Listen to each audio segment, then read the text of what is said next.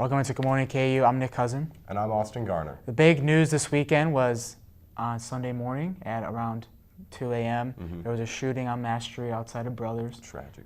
Very tragic. When did you first hear about it? I first heard about it, I was looking through Twitter the morning after it, and I didn't see it from a news source. I was looking through, and there were people from my high school who were tweeting about it. One of the victims was related to a dude who was a year older than me. So that was pretty shocking to see it hit so close to home, like people I knew. Yeah, I think that's the real big issue about this whole shooting, is that there are so many connections to it. Even though it wasn't KU students, there was 3 that died and 2 that had non-life-threatening injuries, but none of them were KU students. So I mean, still, it happened in Lawrence and like on Mass Street. Yeah, like, outside a bar that everybody goes to. Exactly. So that's the sad thing. But I actually was the one that broke the story. I happened to be up at 4 a.m., whatever ridiculous hour that this happened. And my buddy lives on Kentucky, 2 blocks away, and we were coming back from covering late night, and we were just hanging out, and his roommates came home and was like, hey, we just heard gunshots coming from Mass, because they were down the street on Mass, and we ran down there, talked to police. And you got some videos, didn't you? Yeah, I got some video, as you see here. Just a lot of chaos. They closed down Mass for 12 hours. It's crazy. That section from 10th to 12th, by Fuzzies all the way up to the Granada, was closed for 12 hours. And the police wouldn't give us that much information, but as the night went on into the morning, we found out who the victims were, the names. Like you said, you know the victim through another connection, but the shooter is still out there. They have not found the shooter. It's crazy that it happened on such a busy road somewhere that's like integral to Lawrence, and still haven't figured out who was responsible. Yeah, I mean, you think Mass Street, that person's more exposed, because it'd be hard to get out of there. Busiest part of town. I know, it's crazy, and it happened after such a great night. Like, I was at late night, and I never thought that the next morning I'd be hearing about a shooting happening, in my town. Yeah, it's become a violent world, and then we heard about the Las Vegas shootings as well. So there's just a lot of violence going on, and a lot of nonsense happening, stuff that shouldn't be. Well, it's a Monday morning, and it's not the most exciting news. No. But there is some exciting Good Morning KU coming ahead, so stay tuned. Where you go to college makes a statement about you. This place will become a part of you, your identity for life.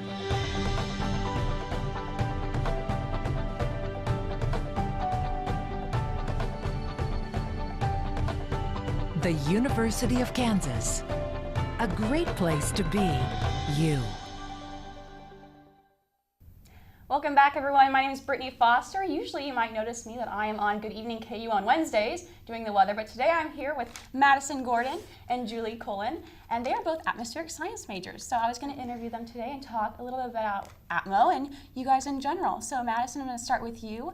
What made you want to go into atmospheric science? Where are you from? Some just basic information. I'm from East Tennessee, Knoxville. I grew up in the Smoky Mountains, and I came to KU because my family moved out here, and I found the Atmo program at KU and never went back.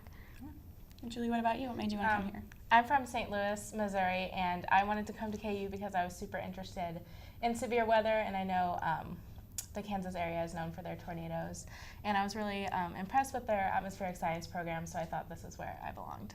Yeah, same. Just going off of me as well.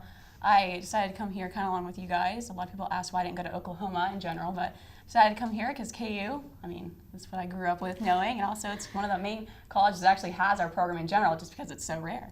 So yes, definitely. What made you want to go into Atmo in general, though? Why were you interested? I had an amazing teacher when I was in 6th grade. We spent half of the year learning about Atmo, and from that day forward, I was always stuck on Atmo. I've been learning about it ever since. So.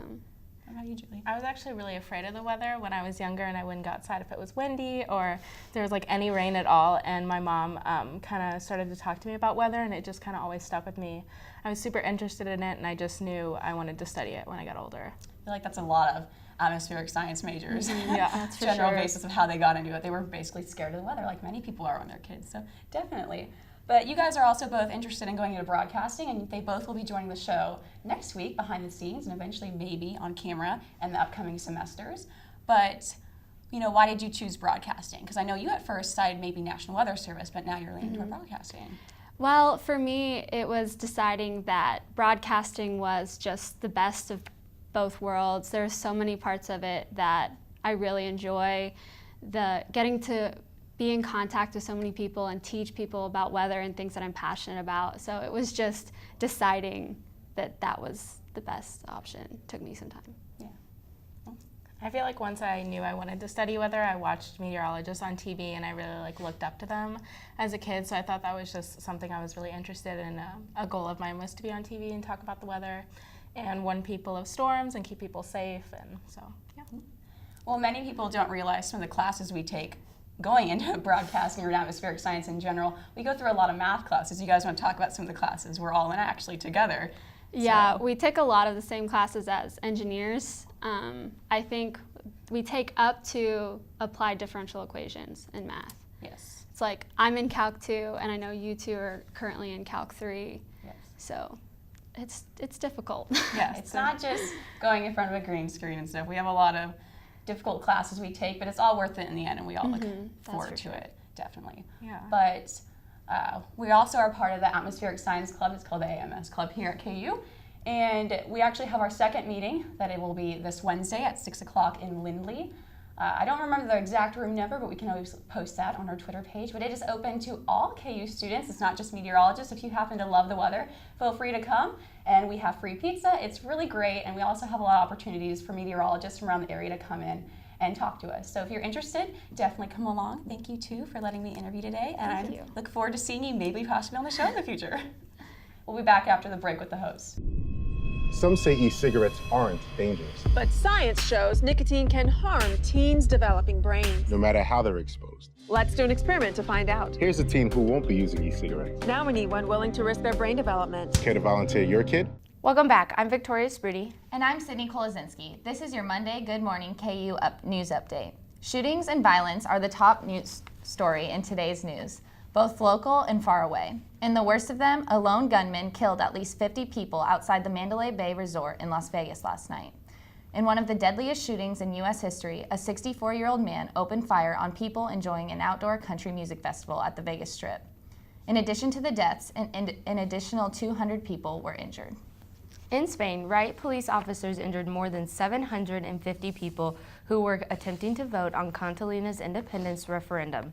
The regional government claims 90% of the votes cast support independence, but Spanish authorities are disputing the validity of the vote. And in Lawrence, gunshots claimed the lives of 3 people on Mass Street early Sunday morning.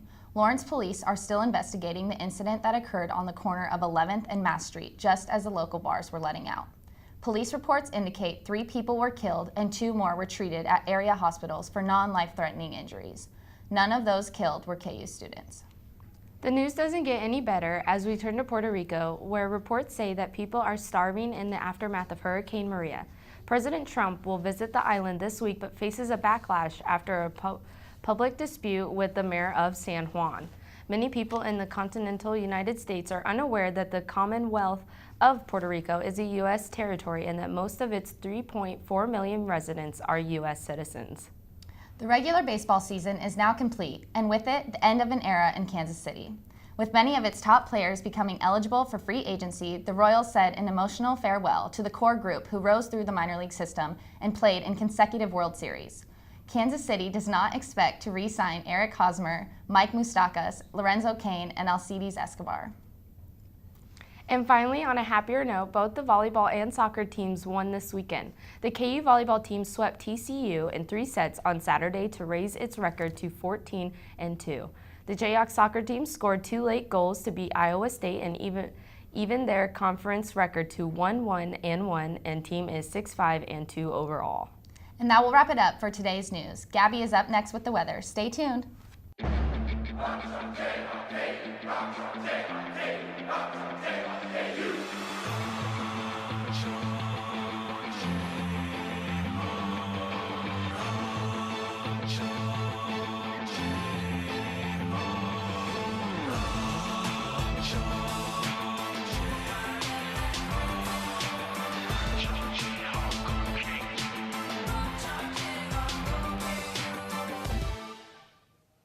Hi, and welcome back to Good Morning KU. I'm Gabby Gomez with your weather forecast.